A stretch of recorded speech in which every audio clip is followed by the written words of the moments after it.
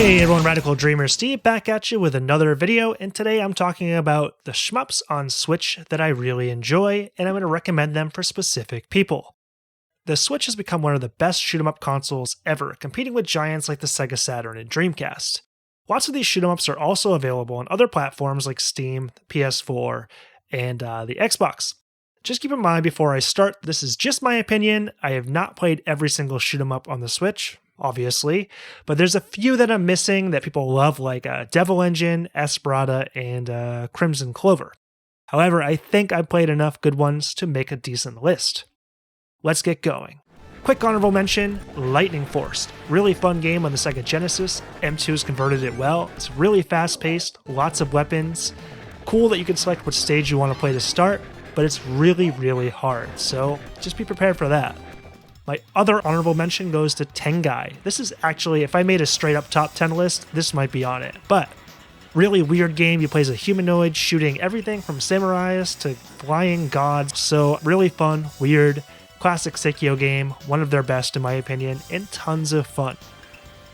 Okay, let's move on to the actual list. So the best meat and potatoes shoot 'em up goes to Raiden 4 Mikado Mix. This game is nothing fancy. You just shoot and bomb, move through stages. However, this remix comes with so many different options, and that's why it really gets a spot on this list. It comes with 3 ships, whole new game mode, I think it's called Overkill mode, as a different scoring system, remixed music, and there's just so many customization options and so much replayability here. However, at the core of the game, you're really just shooting, bombing, getting through stages, and it has an amazing soundtrack. Seriously, if you're one of those people that really likes like 80s synth, this is totally the game for you. A couple cons though, what I will say is the ships feel slightly slow compared to a lot of other shoot 'em ups, so you need to strafe a lot. And being an arcade game, the bosses are beefed up a bit too much. Seriously, some of the boss fights last way too long. But overall, I love this game and there's so much to replay here, so get this one if you can. Moving on, the best super hard shoot 'em up is Ikaruga.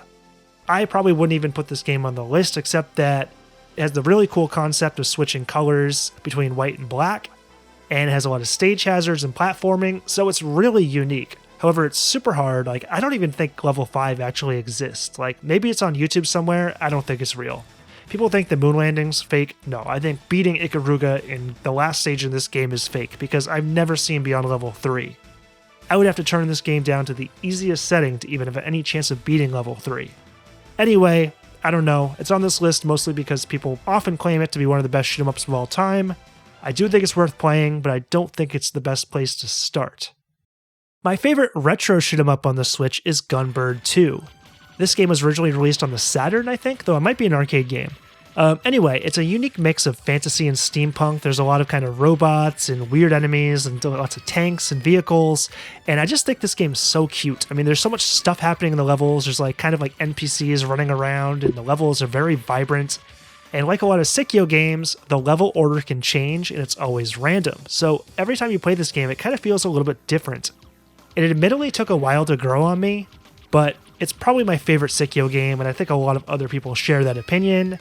You can get it either by itself for less than $10 or on the Sekio Collection 2, which is what I have, and I love this game. Definitely worth playing. Alright, the best modern shoot 'em up in my opinion is Rolling Gunner. Yes, some people will say Crimson Clover or Devil Engine, haven't played them, so I'm giving it to Rolling Gunner.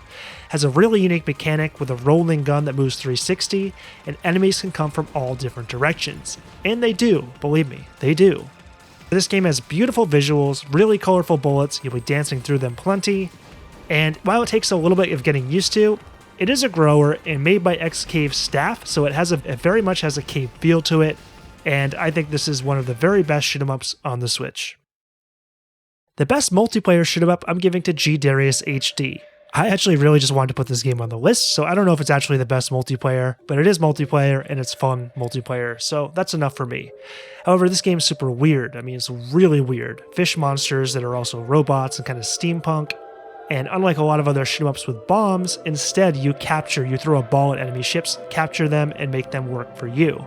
But what makes this game really amazing is that there's 15 levels, and you can sort of choose what the next level you want to get is, so you will never see every level on one playthrough, and the top levels are easier, the bottom levels are harder, So you can sort of play however you want. And I think that this game just really holds up well, and anyone who really had a lot of fun with PS1 games is really going to love the visuals here.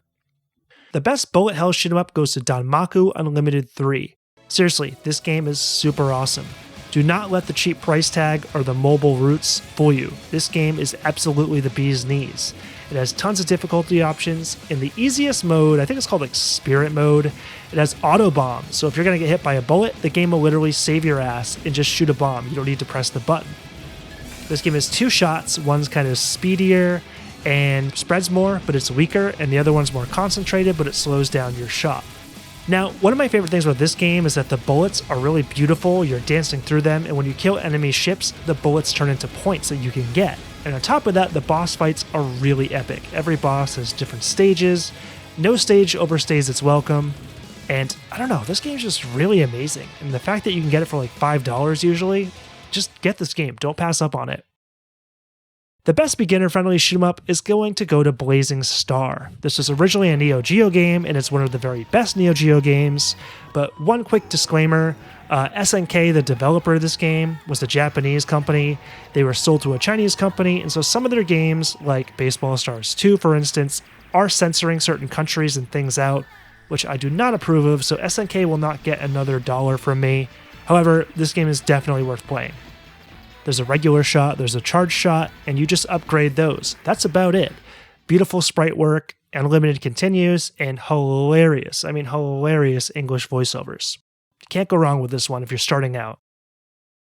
Best budget shoot 'em up is going to go to Ghostblade HD. Costs $10, often on sale for $5. Easily worth that price. It's a modern shoot 'em up that feels like a classic one. Again, like a lot of other ones, you have a choice of a spread shot and a charge shot. They change the speed of your ship, and this game is just utter chaos. There's amazing music, visuals, stuff's exploding all over the screen, kind of has a cave-esque feel to it. Don't pass up on this one. Some people were kind of bash on this game, and I don't understand why. It's just so much fun. It doesn't necessarily do anything that another shoot 'em up doesn't do, but everything that it does do, it does very well. I'm going to give the best rail shooter to the Panzer Dragoon remake. While I think Star Fox 64 is probably the better game overall, just because it has a little bit more complexity to it, Star Fox 64 is still the original 64 version, while Panzer Dragoon gets the remake. And though I prefer the Saturn version to this version, it's really amazing to see how beautiful the world of Panzer Dragoon is on modern consoles. The world's great, the music's great. My only complaint about it is that the lock-on feature seems less precise than the original. But seriously, if you like Panzer Dragoon, if you like rail shooters, or if you ever wanted to get into the Panzer Dragoon series, this is a perfect way to finally play this game. I'm going to give the best indie shoot 'em up to Graceful Explosion Machine. Now, I know there's tons and tons and tons and tons of indie games out there. It's hard to weed them out and figure out which ones are worth playing and which ones aren't. So if you want my opinion, one really good indie shoot 'em up, try Graceful Explosion Machine. It's totally different. You're not getting through stages, instead your object is to get through waves of enemies, and you have different weapons at your disposal. Certain weapons are good for defeating certain kinds of enemies, and you can't use them unlimited. You have a gauge that can run out. When your gauge runs out, you overheat and can only use your basic weapon. But this game's amazing. I don't know, it's super simple, really clever, so much fun, and you're basically trying to beat your high score and trying to unlock new levels, and it's so different from everything else, and I just had so much fun with it that I just think this is one of the best shoot 'em ups ever made. It's actually one of my favorites of all time. So give this one a go. Less than $10. Okay, final item on the list, the best overall shoot 'em up on the Switch, I'm giving to the Aleste Collection.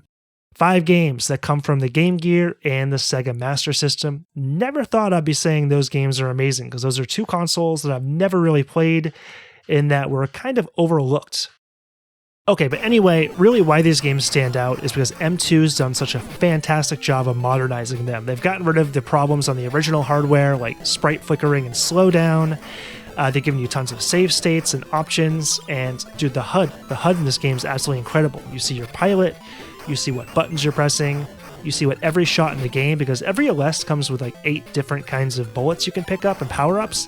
And the HUD right on the main screen shows you exactly what power-up and what kind of shot it will look like when you shoot it. So I love every game in this collection except for the original. I don't really like the original, Aleste. It's a little bit dated in my opinion, but every other game here is fantastic, and Aleste 3 was specifically made for this collection, developed by M2.